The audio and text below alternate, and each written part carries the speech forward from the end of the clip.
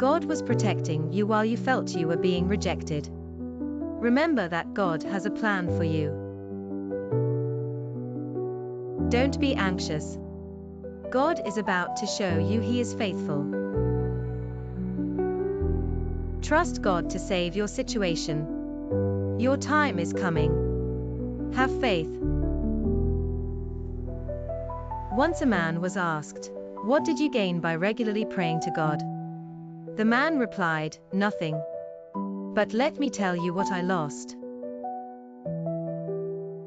Sometimes the answer to our prayers is not gaining, but losing, which ultimately is the gain.